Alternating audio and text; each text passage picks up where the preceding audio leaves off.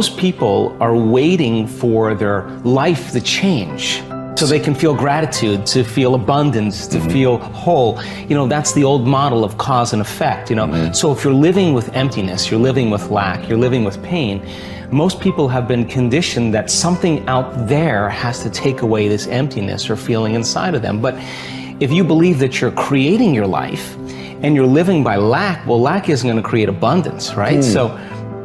So then it makes sense then that you don't really actually create wealth, you generate wealth, you generate abundance. So the moment you start teaching your body emotionally what that future is going to feel like before it's made manifest, well, your body, as the unconscious mind, believes it's living in that future in the present moment. Now, it's a scientific fact that it's the environment that signals the gene. The end product from an experience in the environment is an emotion. So when you begin to embrace an elevated emotion, you're beginning to signal the gene ahead of the environment. What's the importance of that? Well, genes make proteins, and proteins are responsible for the structure and the function of your body. And the expression of proteins is the expression of life. So by you creating an elevated emotion and teaching your body what that future will feel like before it's made manifest, your body's starting to live in that future reality in the present moment. Now here's the key. If you were able to become familiar with gratitude, become familiar with wholeness, become familiar with abundance, become familiar with freedom, and you're able to generate those chemicals every single day, more than likely you would be walking around feeling like your future has already happened, and you would no longer be looking for it to happen. You would already feel like it has happened. Now, what is the importance of that? Well, you're literally becoming somebody else. So you're leaving your lack, you're leaving your guilt, you're leaving your emptiness behind. Your personality, literally, Ed, is made up of how you think, how you act, and how you feel. And how you think, how you act, and how you feel is your personality, and your personality is intimately connected to your personal reality, your life. So then if you want to change your life, your personal reality, you got to change your personality. And here we go again. You got to start becoming conscious of your unconscious thoughts. You got to start noticing how you act, how you speak.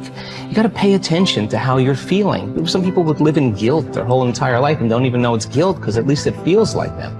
So then when you start doing that, you begin to objectify your subjective self. So then when you begin to make small changes, back to thought, a new thought should lead to a new choice. A new choice should lead to a new behavior. A new behavior should create a new experience, and a new experience should create a new emotion. And that new emotion is teaching your body chemically to understand what your mind has intellectually understood. Now your body is embodying the truth. I believe in human possibility, human potential, and I think that one of our biggest limiting beliefs is the belief of how limited we really are. And so my interest is to give people the science to begin to understand how powerful they really are. And I think that science really is the language that does that really well. And the new sciences like quantum physics and neuroplasticity, neuroscience, neuroendocrinology, psychoneuroimmunology, the mind-body connection, epigenetics, all of those sciences point the finger at possibilities. So I want to create a language for people from a philosophical or theoretical standpoint for them to begin to understand what's possible. But then I want to be able to have those people begin to wire that information in their brain completely, because learning is making new connections, right, in the brain. But remembering is maintaining and sustaining those connections. And it's so much easier to lose our vision than to remember it, right? So then we have to begin to hardwire the brain or install the neurological hardware in preparation for an experience. So the more people understand what they're doing and why, then the how gets easier. So I want to then set up the conditions in an environment, in a workshop where people can begin to apply or personalize what they learn so that they can have an experience. An experience then further enriches the brain. But the prize of an experience is an emotion. And once you start feeling unlimited, once you start feeling abundant, once you start feeling worthy, now you're teaching your body chemically to understand what your mind has intellectually understood. So knowledge is for the mind and experiences for the body, and people begin to embody the truth of that philosophy. Now, if they can repeat it over and over again, it'll become innate in them. It'll become natural. Second nature will become easy. They'll begin to master that philosophy. So I want people to begin to understand that thoughts are very powerful. Feelings drive our thoughts, and that they can begin to create a better life for themselves once they understand some of these principles. Your capability is constant, but how much of it you use depends upon the identity you have for yourself. For example, if you feel certain that you are an outgoing, outrageous person, you'll tap the resources of behavior that match your identity. Whether you see yourself as a wimp or a wild man, a winner or a wallflower, will instantly shape which capabilities you access. You may have read the book Pygmalion in the classroom, which details the dramatic change in students' performance when they become convinced that they are gifted. Time and again, researchers have shown that students' capabilities are powerfully impacted by the identities they develop for themselves as the result of teachers' belief in their level of intelligence. In one study, a group of teachers were told that certain students in their classes were truly gifted and to make sure that they challenged them to continue to expand. As can be expected, these children became the top achievers in their class. What makes this study significant is that these students had not actually demonstrated higher levels of intelligence. And in fact, some had previously been labeled poor students. Yet it was their sense of certainty that they were superior, which had been instilled by a teacher's false belief, that triggered their success. The impact of this principle is not limited to students. The kind of person other people perceive you to be controls their responses to you. Often this has nothing to do with your true character. For example, if a person sees you as a crook, even if you're an honest person and do good things, this person will search for the sinister motive behind your acts. What's worse is that after making a positive change, we often allow others in our environment who have not changed their image of us to anchor our own emotions and beliefs back into our old behaviors and identities. We all need to remember that we have tremendous power to influence the identities of those we care about most. The best effect of fine persons is felt after we have left their presence. Ralph Waldo Emerson. We all will act consistently with our views of who we truly are, whether that view is accurate or not. The reason is that one of the strongest forces in the human organism is the need for consistency. Throughout our lives, we've been socialized to link massive pain to inconsistency and pleasure to being consistent. Think about it. What labels do we attach to people who say one thing and then do another, who claim to be one way and then behave another? We call them hypocritical, fickle, unstable, unreliable, wishy-washy, scatterbrained, flaky, untrustworthy. Would you like to have these labels attached to you? Would you even like to think of yourself in this way? The answer is obvious. A resounding no as a result whenever we take a stand, especially a public stand, and state what we believe, who we are, or what we're about. We experience intense pressure to remain consistent with that stand, regardless of what that inflexibility may cost us in the future. Conversely, there are tremendous rewards for remaining consistent with our stated identities. What do we call people who are consistent? We use words like trustworthy, loyal, steady, solid, intelligent, stable, rational, true blue. How would you like to have people consistently use these labels to describe them?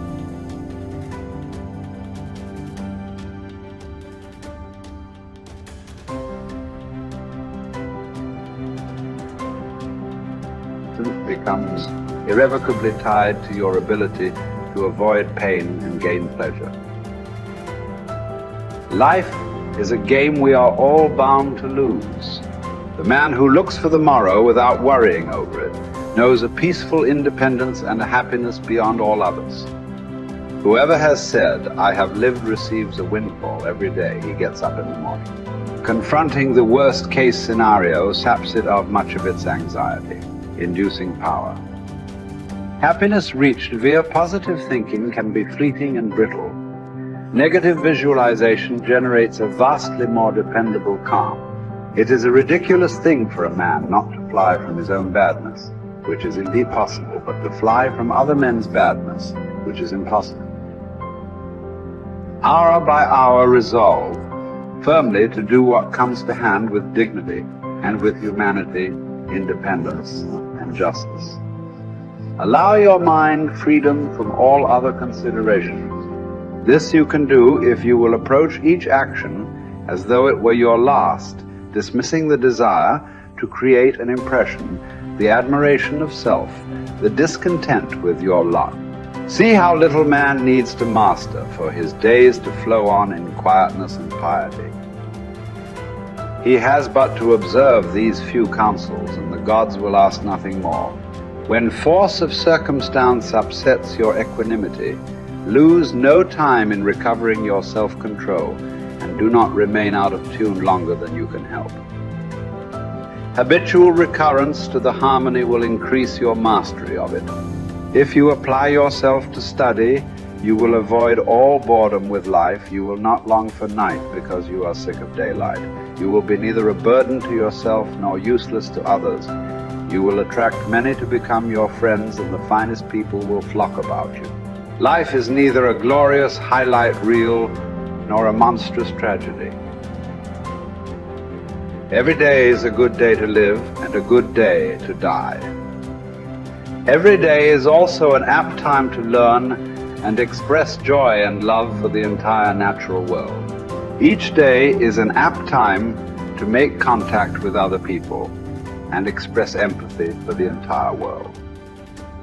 Each day is perfect to accept with indifference all aspects of being. Perhaps struggle is all we have because the God of history is an atheist and nothing about his world is meant to be. So you must wake up every morning knowing that no promise is unbreakable, least of all the promises of waking up at all. This is not despair. These are the preferences of universe itself. Verbs over nouns, actions over states, struggle over hope. And here are two of the most immediately useful thoughts you will dip into. First, that things cannot touch the mind. They are external and inert. Anxieties can only come from your internal judgment. Second, that all these things you see will change almost as you look at them, and then will be no more. Constantly bring to mind all that you yourself have already seen change. The universe is change. Life is judgment. Each of us is impermanent wave of energy folded into the infinite cosmic order. Acknowledgement of the fundamental impermanence of ourselves unchains us from the strictures of living a terrestrial life stuck like a needle, vacillating between the magnetic pull of endless desire and the terror of death. Once we achieve freedom from any craving and all desires, and we are relieved of all titanic fears, we release ourselves from living in perpetual distress. Once we rid ourselves from any impulse to exist, we discover our true place in the universal order. The composition of our life filament is exactly right when we accept the notion of living and dying with equal stoicism. You have the power to strip away many superfluous troubles located wholly in your judgment, and to possess a large room for yourself embracing in thought the whole cosmos, to consider everlasting time, to think of the rapid change in the parts of each thing, of how short it is from birth until dissolution, and how the void before birth and that after dissolution are equally